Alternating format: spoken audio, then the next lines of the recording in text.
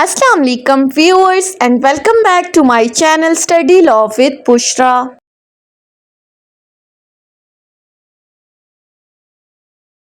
So we were discussing Election Act 2017 and in today's video we are going to start from section 157. But before starting the discussion, I request you all to please subscribe to my channel and don't forget to press the bell icon for latest updates. Do share this video with your friends and don't forget to comment your feedback. So let's move towards the discussion. अपनी last video के अंदर हमने section 156 तक discuss किया था। आज की इस वीडियो में स्टार्ट करते हैं सेक्शन 157 से। सेक्शन 157 बात करता है ground for declaring a person other than a return candidate elected. अब इसमें कहा गया है कि कब इलेक्शन ट्राइब्यूनल किसी भी हारे हुए उम्मीदवार को यानी कि जो पिटीशन लेकर आया है उसको कब सक्सेसफुल डिक्लेयर कर सकता है। So subsection 1, the election tribunal shall declare the election of returned candidate to be void and the petitioner or any other contesting candidates to have been elected if it is claimed by petitioner and the tribunal is satisfied that। पहली बात की है कि election tribunal दो सूरतों के अंदर कामयाब उम्मीदवार का इलेक्शन वॉइड डिक्लेयर कर सकता है और इसके मुकाबले में जो पिटिशनर है या कोई भी और कंटेस्टिंग कैंडिडेट था उसको इलेक्टेड डिक्लेयर करेगा। अब किन सूरतों में? Number 1, the petitioner or other contesting candidate obtain more votes than the return candidate.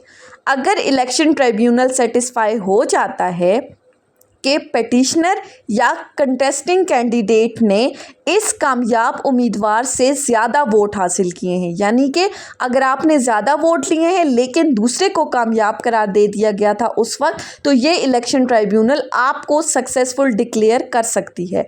Secondly, the votes deliberately threw away their votes in the favour of return candidate fully knowing that the return candidate was not qualified and was disqualified from being elected as a member. या फिर अगर तो voters ने जानबूझकर किसी ऐसे उम्मीदवार को वोट दिया है जिसके बारे में वो जानते थे कि वो क्वालिफाइड नहीं है या किसी भी तरह से नाअहल है, यानी कि वोटर्स को ये पता था कि ये उम्मीदवार लीगली कैंडिडेट के तौर पर खड़ा होने का अहल नहीं है, फिर भी उन्होंने उसको वोट दिया। इसके साथ अब एक एक्सप्लेनेशन दी गई है।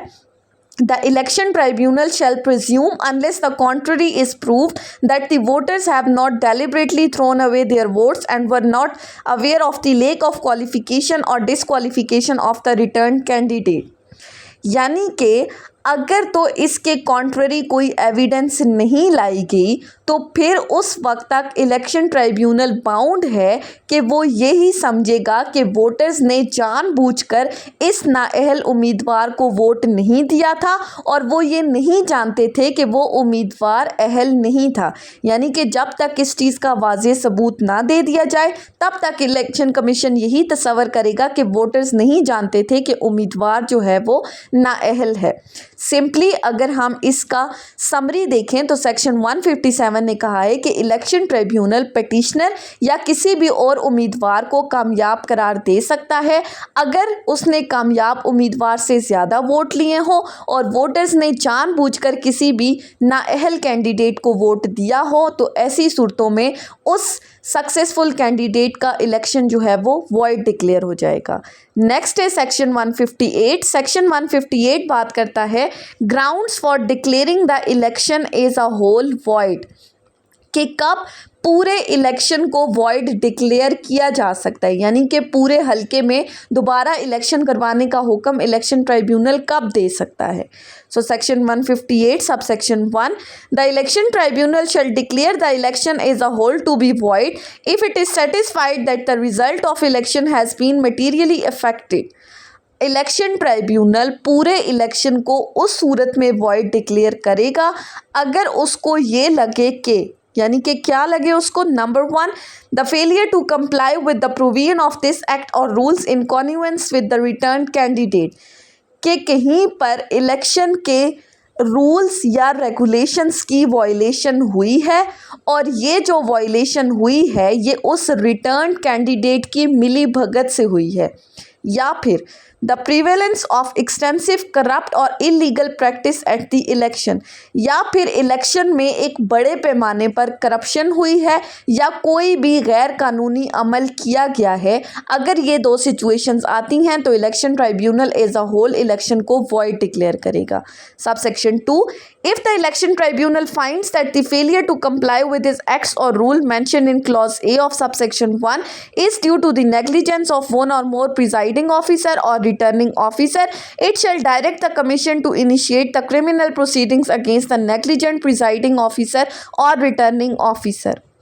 अगर तो इलेक्शन कमीशन को ये पता चलता है कि ये जो इलेक्शन एक्ट के रूल्स की वायलेशन हुई है ये किसी प्रिजाइडिंग ऑफिसर या रिटर्निंग ऑफिसर की लापरवाही की वजह से हुई है और ये खिलाफ वर्जी उस रिटर्न कैंडिडेट की मिली भगत से नहीं हुई, यानी कि इसमें रिटर्न कैंडिडेट की इन्वॉल्वमेंट नहीं थी बल्कि प्रिजाइडिंग ऑफिसर या रिटर्निंग ऑफिसर की लापरवाही की वजह से हुई है, तो इलेक्शन ट्राइब्यूनल इलेक्शन कमीशन को इंस्ट्रक्शंस देगा कि वो इन अफसरान के खिलाफ क्रिमिनल और डिसिप्लिनरी प्रोसीडिंग्स इनिशिएट करें और जब तक इन कार्रवाइयों का फैसला नहीं होता उस वक्त तक इन तमाम प्रिजाइडिंग ऑफिसर और रिटर्निंग ऑफिसर्स की तनख्वाह रोक दी जाएगी।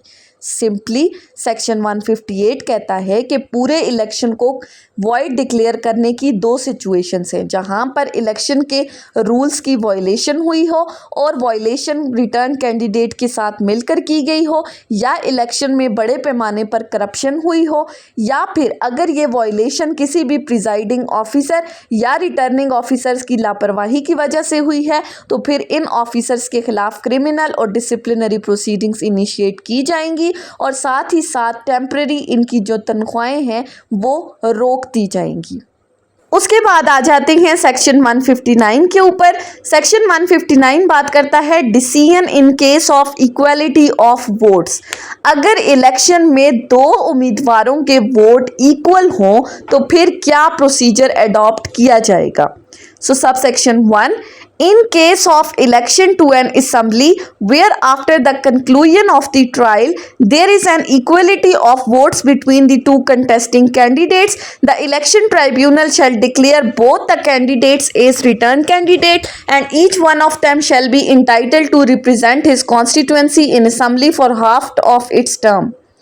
पहली बात की गई है कि अगर असेंबली के इलेक्शंस के दौरान दो उम्मीदवारों के वोट बराबर हों तो फिर उन दोनों को सक्सेसफुल डिक्लेयर किया जाएगा और दोनों उम्मीदवारों को आधे आधे टाइम के लिए असेंबली में रिप्रेजेंटेशन का हक दिया जाएगा। Subsection 2, the election tribunal shall draw a lot in respect of the return candidates referred to in subsection 1 to determine as to who shall serve as the member of assembly for the first half and shall take into account the period of any return candidate has already served as a member of assembly। अब पहले आधे अरसे के लिए assembly में कौन जाएगा ये फैसला कुरंदाजी के ज़रिए किया जाएगा और इस बात का ख्याल रखा जाएगा कि अगर कोई उम्मीदवार पहले से असेंबली का मेंबर था तो उसने कितना टाइम पीरियड वहां पर गुजारा है तो उसके टाइम पीरियड के मद्देनज़र रखते हुए फिर इस कैंडिडेट को जो है वो उस टाइम पीरियड के लिए अपॉइंट किया जाएगा। Subsection 3, before proceedings to draw a lot under subsection 2 the election tribunal shall give the notice to the contesting candidates between whom there is an equality of vote and shall proceeds to draw a lot on that time and place stated in the notice। लेकिन कुरंदाजी से पहले election tribunal दोनों उम्मीदवारों को notice देगा, उस notice में date time और प्लेस बताई जाएगी और फिर उस फिक्स टाइम पे फिक्स प्लेस पे जो है फिर कुरंदाजी की जाएगी। लेकिन यहाँ पर एक प्रोवाइजो है, वो क्या कहती है that if the contesting candidates are present when it appears that there is an equality of votes between them the election tribunal may proceed forthwith to draw a lot without giving the notice. लेकिन अगर दोनों उम्मीदवार मौके पर मौजूद हों तो फिर उन्हें नोटिस देने की ज़रूरत नहीं है बल्कि फ़ौरन कुरंदाजी की जाएगी। Subsection 4. The election tribunal shall keep a record of the proceedings of the draw of lot under this section and obtain the signatures of such candidates and their agents who witnessed the proceedings, and if any such person refuses to sign, such fact shall be recorded. अब इस कुरंदाजी का जो proper record है वो election tribunal अपने पास रखेगा और इसके ऊपर इन उम्मीदवारों और उनके एजेंट्स के सिग्नेचर्स लिए जाएंगे। अगर कोई बंदा सिग्नेचर करने से इनकार कर देता है तो इस चीज़ को भी रिकॉर्ड किया जाएगा। Subsection 5. On the receipt of declaration under subsection 1, the commission shall notify the name of candidate in the official gazette on whom the lot drawn under subsection 2 had fallen. कुरंदाजी के बाद इलेक्शन कमीशन इस कुरंदाजी में जीतने वाले उम्मीदवार का नाम official gazette में पब्लिश करेगा। Subsection 6. Where there is an equality of the votes among two or more contesting candidates at the conclusion of the trial, the election tribunal shall order the fresh election in the constituency on the date to be determined by the commission. अगर दो से ज़्यादा उम्मीदवारों के vote बराबर हों तो election tribunal नए इलेक्शन का हुक्म देगा और फिर इस नए इलेक्शन की जो तारीख है वो इलेक्शन कमीशन फिक्स करेगा, जो इस इलेक्शन ट्राइब्यूनल के ऑर्डर पास होने के 60 दिन के अंदर की होगी। यानी कि सिंपली इस सेक्शन में ये कहा है कि वोट बराबर होने की सूरत में दोनों उम्मीदवार असेंबली में आधे आधे टाइम पीरियड के लिए मेंबर बनेंगे। पहले आधे अरसे के लिए कौन मेंबर बनेगा इसका फैसला कुरंदाजी से होगा।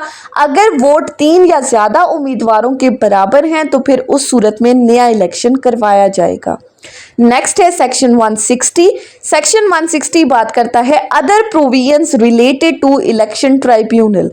अब इसमें कुछ मजीद प्रोविजंस को डिस्कस किया गया है। Number 1, an order of the election tribunal under section 154 shall take effect on the date on which it is made and shall publish it in the official gazette. अब इस सबसेक्शन 1 में कहा गया है कि जब भी इलेक्शन ट्राइब्यूनल सेक्शन 154 के तहत कोई भी फैसला करता है, अब सेक्शन 154 हम ऑलरेडी डिस्कस कर चुके हैं, उसका लिंक भी मैं यहाँ पर अटैच कर देती हूँ, जिसमें इलेक्शन ट्राइब्यूनल किसी भी पिटीशन को डिसमिस कर देता है या वोट्स को वॉइड डिक्लेयर कर देता है। तो जब भी वो कोई फैसला करेगा तो वो उसी दिन से इफेक्टिव कंसिडर होगा और फिर इस फैसले को फौरन इलेक्शन कमीशन को भेजा जाएगा। फिर कमीशन इस फैसले को अपने ऑफिशियल गजेट में पब्लिश करेगा ताकि बाकी तमाम लोगों को भी इसके बारे में पता चल सके।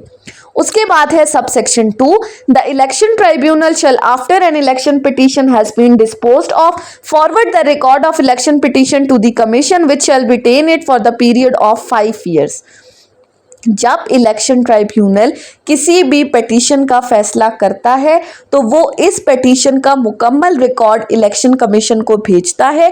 कमीशन इसे 5 साल तक महफूज रखेगा।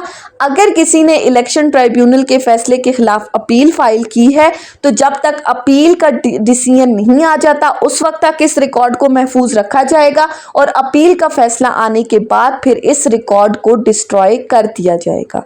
सिंपली सेक्शन 160 ने कहा कि इलेक्शन ट्राइब्यूनल का फैसला उसी दिन इफेक्टिव हो जाता है जिस दिन वो ऑर्डर पास करता है और इसे कमीशन को भेजकर फिर ऑफिशियल गजेट में पब्लिश किया जाता है।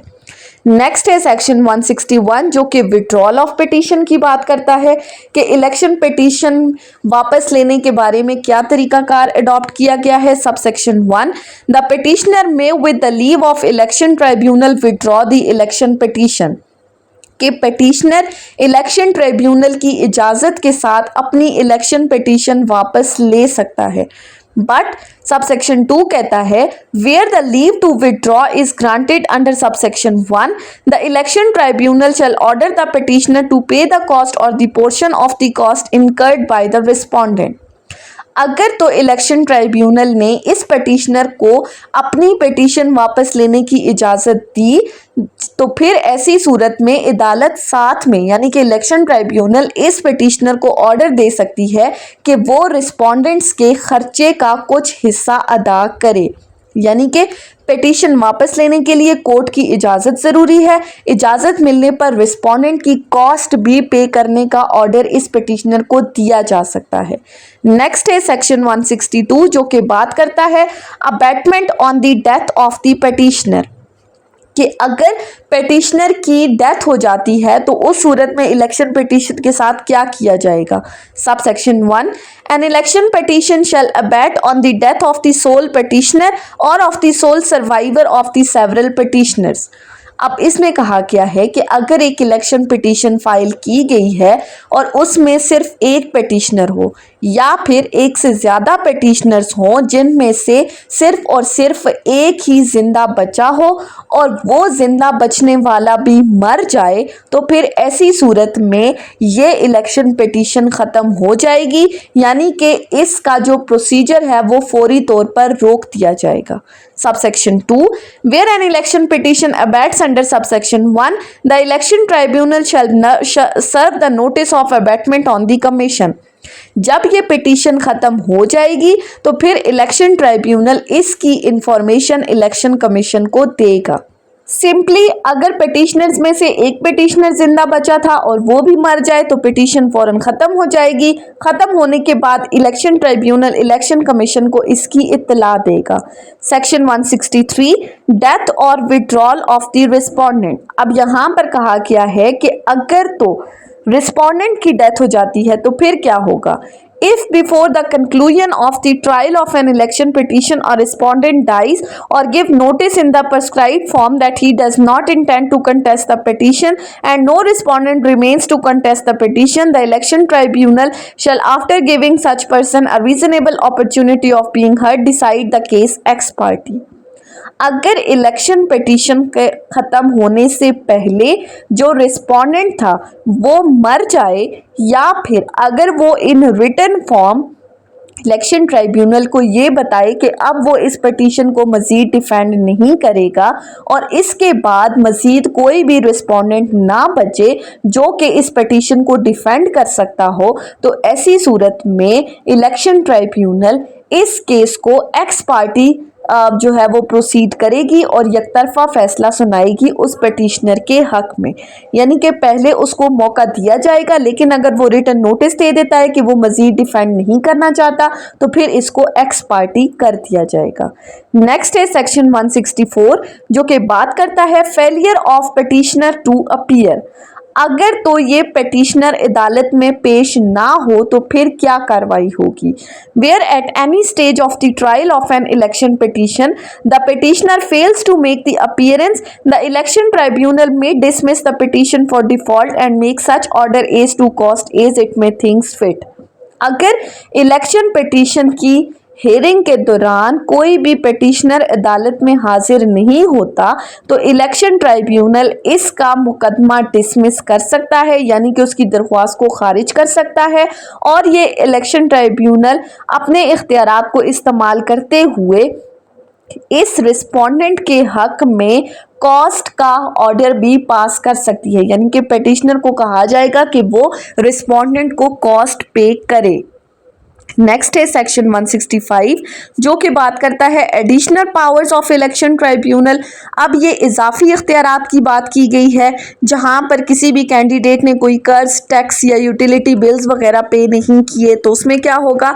Sub section 1, if an election tribunal on the basis of any material coming to its knowledge from any source or information laid before it is of the opinion that the returned candidate was the defaulter of the loan, taxes, government dues or utility expenses or has submitted a false or incorrect information of the assets of his liabilities of his own spouse or his dependent or is a defaulter, तो फिर क्या होगा। Simply अगर election tribunal को कहीं से ये मालूमात मिले कि जो कैंडिडेट जो है वो मुंतखब हुआ है उसने कोई कर्ज वगैरह अदा करना है, कोई टैक्सेस देने हैं, कोई भी यूटिलिटी बिल्स पे करने हैं या इसने अपनी बीवी या अपने बच्चों की जो एसेट्स या लाइबिलिटीज़ थी उनमें किसी तरह की कोई गलत बयानी की है, झूठी रिपोर्ट दी है, तो फिर ये ट्राइब्यूनल क्या कर सकता है, अपने ऑन पे मेजर्स अडॉप्ट करेगा, यानी कि वो इस उम्मीदवार को मौका देगा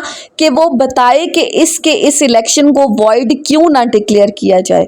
और अगर ये ट्राइब्यूनल सेटिस्फाई हो जाए कि ये कैंडिडेट वाकई मकरूज है या इसने कोई फॉल्स इंफॉर्मेशन दी है, तो वो बगैर किसी सज़ा के, कोई भी कानूनी कार्रवाई किए बगैर इसके इलेक्शन को वॉइड डिक्लेयर कर सकता है। और अगर सेक्शन 157 की कंडीशंस फुलफिल हो तो फिर वो किसी भी दूसरे उम्मीदवार को सक्सेसफुल डिक्लेयर कर सकता है। इसी के साथ है सबसेक्शन 2। सबसेक्शन 2 कहता है no order shall be made under subsection 1 unless the return candidate has been provided an opportunity of being heard. Subsection 1 के अकॉर्डिंग इलेक्शन ट्राइब्यूनल कोई भी फैसला करने से पहले इस उम्मीदवार को बाकायदा सुनने का मौका देगी, यानी कि उसको सुना जाएगा और उसके बाद फिर उसके हक में या उसके खिलाफ कोई भी फैसला किया जाएगा। सिंपली अगर किसी भी मुंतखब उम्मीदवार ने कर्ज या टैक्सेस की अदायगी में कोई गलत बयानी की है या कोई लाइबिलिटीज पे नहीं की, तो इलेक्शन ट्राइब्यूनल इसके इलेक्शन को वॉइड डिक्लेयर कर सकता है और किसी भी दूसरे कैंडिडेट को सक्सेसफुल डिक्लेयर कर देगा। नेक्स्ट है सेक्शन 166 जो कि बात करता है ऑर्डर्स एज टू कॉस्ट। अब इसमें इलेक्शन ट्राइब्यूनल की कॉस्ट के बारे में बताया गया है। So sub section 1 the election tribunal may while making an order under section 154 also make an order determining the cost and specifying the persons by whom and to whom such cost ought to be paid। जब election tribunal किसी भी election petition पर फैसला करेगा, जैसा कि section 154 में बताया गया है, तो वो ये फैसला भी करेगा कि कॉस्ट किसने पे करनी है, यानी कि केस के ऊपर जो कॉस्ट आई है वो किसने पे करनी है और किसको कितनी कॉस्ट दी जाएगी। Subsection 2 if an order as to cost under sub section 1 there is a direction for payment of the cost by any party to the person such cost shall be payable in full upon application in writing to the election tribunal. अगर किसी party को ये cost अदा करने का order दिया गया है और उसने वो कॉस्ट अभी तक पे नहीं की, तो जिन लोगों को ये कॉस्ट पे करनी है वो रिटन एप्लीकेशन के थ्रू ट्राइब्यूनल से ये कह सकते हैं कि ये कॉस्ट इस पार्टी की सबमिट की हुई सिक्योरिटी से हमें अदा की जाए। यानी कि शुरू में जो पार्टीज ने सिक्योरिटी सबमिट की थी, अगर वो एट द एंड कॉस्ट का ऑर्डर पास होने के बाद भी कॉस्ट नहीं देती तो उनकी सिक्योरिटी से ये रकम डिडक्ट की जा सकती है। Subsection 3 where no cost have been awarded against the party who has deposited a security or where no application for payment has been made within 90 days the election tribunal return the security or residue of security to the person making the application। अगर कोई party जिसने security submit करवाई हो लेकिन इस पर कोई cost आयद नहीं की गई या फिर इन कॉस्ट की अदायगी की दरख्वास्त 90 डेज के अंदर ना दी जाए या इन कॉस्ट पे करने के बाद भी अगर सिक्योरिटी में से कोई रकम बच जाएगी तो ट्राइब्यूनल इस बची हुई रकम को उस पार्टी को वापस करेगा। Subsection 4 if no application for refund of the security is made after the expiry of 90 days such security shall stand forfeited in the favour of the government. अगर 90 डेज के अंदर अंदर सिक्योरिटी वापस लेने की एप्लीकेशन ना दी जाए तो ये रकम गवर्नमेंट के पास फिर जब्त हो जाएगी। Subsection 5 if the order for the payment of the cost remain unsatisfied the person to whom the cost has been awarded by election tribunal may file an application in the civil court of original jurisdiction of the district in which the person from whose cost are to be recovered resides। अगर तो cost की अदायगी का order दे दिया गया है और कोई वो कॉस्ट पे नहीं करता तो जिसको रकम देनी है यानी कि जिसने वो कॉस्ट रिसीव करनी है वो कंसर्न सिविल कोर्ट के अंदर जाकर इस कॉस्ट की वसूली के लिए एप्लीकेशन दे सकता है और ये सिविल कोर्ट फिर इस कॉस्ट को उसे इसी तरह रिकवर करके देगी जैसे ये खुद इस सिविल कोर्ट का पास किया हुआ फैसला है। यानी कि सिंपली इस सेक्शन में क्या कहा कि election tribunal at the end of the trial decision देते वक्त कॉस्ट का भी तयन करेगा। ये कॉस्ट जो है वो सिक्योरिटी रकम से भी अदा किए जा सकते हैं। बाकी जो रकम बच जाएगी वो या तो वापस हो जाएगी या 90 दिन के अंदर जब्त कर दी जाएगी। सो इसी के साथ हमारा चैप्टर 9 जो है वो कंप्लीट हो चुका है। आई होप कि आपको ये लेक्चर समझ में आया होगा अगर आपने इस वीडियो को अटेंटिवली सुना है तो। अगर आपको ये वीडियो अच्छी लगी है तो इस वीडियो को लाइक करें, कमेंट करें और चैनल को ज़रूर सब्सक्राइब करें। Thank you so much for watching this video. Till then अल्लाह हाफिज़।